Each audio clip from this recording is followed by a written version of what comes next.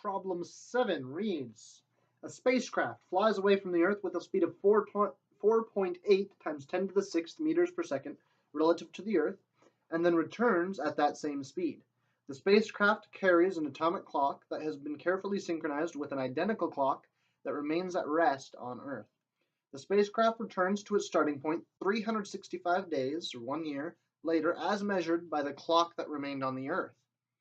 So first, what is the difference in the elapsed times of the two clocks, measured in hours, and which clock, the one in the spacecraft or the one on Earth, shows the shorter elapsed time? So our ship's traveling 4.8 times 10 to the 6th. Earth measures the time at 365 days or 8760 hours. So we do our basic time distortion equation, but would normally be the time of the Earth observes equals the time the spaceship observes divided by lambda, which is the square root of 1 minus our v squared over c squared. Because we know TE, we're looking for TS, the time of the ship.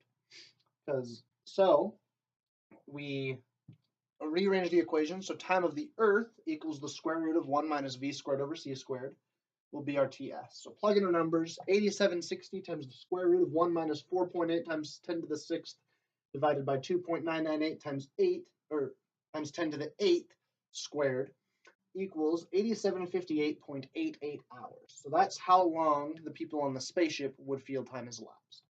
So the difference is really only 1.12 hours of a difference, so not much over the course of a year.